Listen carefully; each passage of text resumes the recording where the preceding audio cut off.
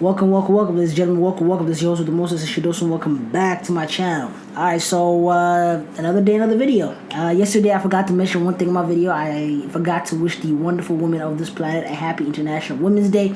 Although I do feel like every day should be Women's Day, and every day women should be celebrated. But since I forgot to say it, I'm saying it today. Hope you guys had a wonderful International Women's Day. With that being said, let's get right into this video. As promised, this is part 2. Not really part 2, this is like the beginning of the series. I guess part 1 realistically of the Flash series that I'm doing. I asked y'all to get the last video to 5 likes and you guys managed to get 5 likes. So here we are. As I mentioned in that video, I will be splitting each episode in I will be putting 2 seasons. I'll be covering 2 seasons in each episode. So this episode is going to be seasons 1 and 2. The next one will be 3 and 4. After that, 5 and 6, and that's pretty much it. So it's going to be like a 3-part series. With that being said, I keep saying that every time. I feel like that's my go-to thing. But anyways, let's get right into this. Today, I've written some notes down. As I said, I took my time on this series because A, I wanted to make sure I did it right, and B, I felt like I wanted to get the proper information out to y'all. Meaning, like, I wanted to go in-depth, but not too in-depth. Because we've all seen the first 2 seasons, so I don't want to gotta be like going over every single detail and what happened, who did this and who did that. So I'm just gonna preface over everything that happened. I'm gonna be focusing on the main storyline, things that happened with Barry and the Flash and stuff, and developments of some relationships, pretty much. So season 1, we got introduced to the cast. Great start to the season.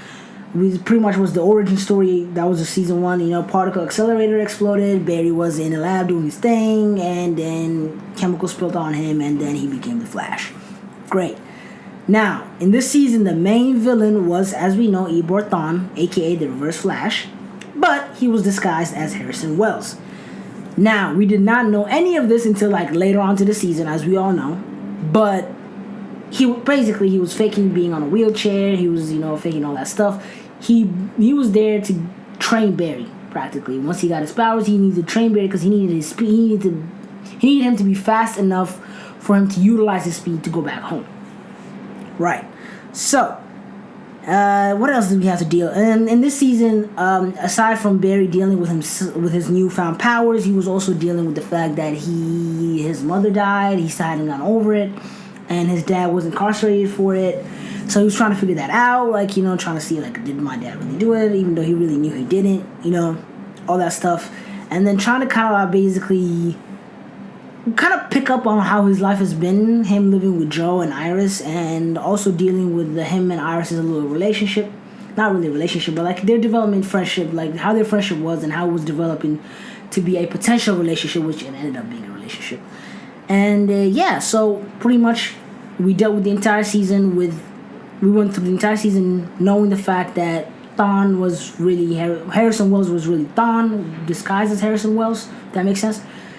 And it was a great season. It was very much so. It was very intense. It was very intense. It was more often than not, it ended on cliffhangers. It really had you aching to see the next episode because it was a weekly thing. It comes along. It still is a weekly thing, but if you could go through the CW app nowadays and watch it there. But at the time, I would watch it weekly, so I'd have to wait a week to watch the next episode. I was ready. I was hyped. I couldn't wait. It made me feel a lot of impatience, excitement, anxiousness, because it was this whole having this whole villain under your nose the entire time and not knowing. It really built up the anticipation to, leading up to them figuring out who he was and all that stuff. And really, it ended up really well. At the end of the season, they figured out who he was. And then we also I will talk about Eddie in a little bit, but we find out who he was. And some wormhole formed in the middle of the sky. And Ronnie, if you guys remember, that was the original Firestorm, ended up sacrificing himself along with Barry. But technically, Barry came back, but Ronnie died. This was just a little bit of the details that really was futile. You really didn't need to know that, but it really did impact Caitlin and her character development, so that's why I mention it. And then you go in there, and they went in there.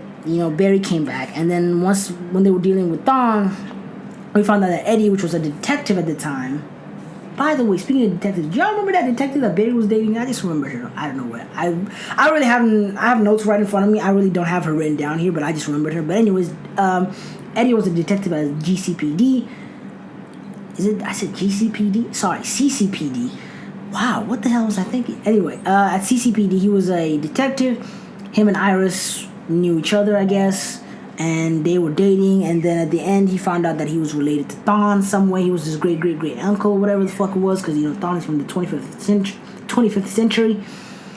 And he ends up killing himself in order to get rid of Thawne, but really, realistically, Thawne dies, and that's how the season ends. And then I don't remember this part a little too well, but I remember like the portal opened up, and then boom, we got Jay Garrick's helmet came out, and that was a foreshadow for the next season.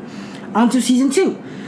Now, in season 2, actually, back to season 1. I forgot to say all this. In the midst of all this, after they find out who Thawne was, Barry also did find out, because he was having flashbacks to the time of him when he was a kid and seeing like streaks of light in his room, and he did end up going back to that time and seeing the fact that it was himself and Thawne fighting it out. He was trying to stop himself from his mom dying, but again, it adds on to season 2. We'll explain more so. I think it was in season 2 or season 3. It adds on to it anyway. Regardless of that, basically, he finds out that it was Thawne that killed his mom. So now he's convinced that for sure his dad wasn't the one who killed his mom, because Thawne did it, obviously. So going on to season 2, the main thing for Barry was here is trying to further establish the Team Flash, really, number 1, and number 2, trying to kind of help get his dad out of prison, pretty much.